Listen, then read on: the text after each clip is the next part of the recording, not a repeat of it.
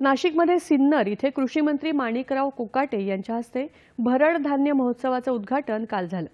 कृषी विभाग आणि कृषी पणन मंडळाच्या सहकार्यानं शिवसरस्वती फाउंडेशनच्या वतीनं या 3 दिवसीय महोत्सवाचं आयोजन करण्यात आलं। यावेळी माणिकराव कोकाटे यांनी उपस्थित भरड धान्य उत्पादक शेतकऱ्यांशी संवाद साधला। चांगल्या आरोग्यासाठी आवश्यक अन्नाची नागरिकांनी माहिती मिळवावी, तसंच शेतकऱ्यांसाठी आपल्या उत्पादनाच्या विक्रीसाठी चांगली विक्री व्यवस्था उपलब्ध व्हावी या दृष्टीनं हे आयोजन केलं गेलंय। अशा प्रकारची प्रदर्शनं गाव पातळीपर्यंत पोहोचावी आणि शेतकऱ्यांना केंद्र आणि राज्य सरकारच्या वतीनं कृषी क्षेत्रात राबवल्या जाणाऱ्या योजनांची माहिती मिळून त्यांच्याशी शेतकरी जोडले जावेत, असं सांगत त्यांनी शेतकऱ्यांना सेंद्रिय शेतीकडे वळण्याचं आवाहन केलं। कृषी मंत्र्यांनी महोत्सवात शेतकऱ्यांनी तसंच महिला बचत गटांनी लावलेल्या स्टॉल्सना भेट दिली।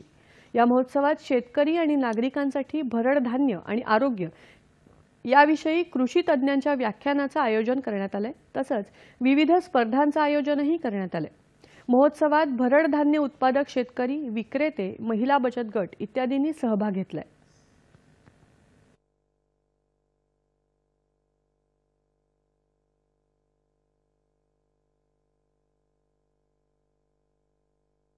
सिन्नर मिलेट महोत्सव मध्ये आलोय आणि त्या माध्यमातून मला चांगलं वाटतं की शेतकऱ्यांपर्यंत आपल्याला मिलेट्स पोहोचवता येत आहेत। मिलेट्सचे वेगवेगळे जसे पदार्थ आहेत, जसे कुकीज आहे, पोहे आहे, फ्लेक्स आहे, तर या माध्यमातून हे हेल्दी प्रोडक्ट जे शेतकऱ्यांनी पिकवतात जे तर ते स्वतः खाल्ले पाहिजे हे आम्हाला इथून पोहोचवता येत आहेत। काल लोकांनी म्हणजे मिलेटच विसरून गेलेले, आपलं खाण्यापिण्याची संस्कृती बदलून गेलेली आहे आणि ती परत आपली खाण्यापिण्याची संस्कृती जुन्या संस्कृती परत आपल्या आरोग्यास चांगली लाभदायक असते। इथं ज्वारी, आमचे लाल मका, काही आमचे जे सेंद्रिय वाण आहे भाजीपाला तो आम्ही इथं विक्रीसाठी ठेवलेला आहे आणि त्या विक्रीतून आम्हाला चांगले पैसे मिळतात।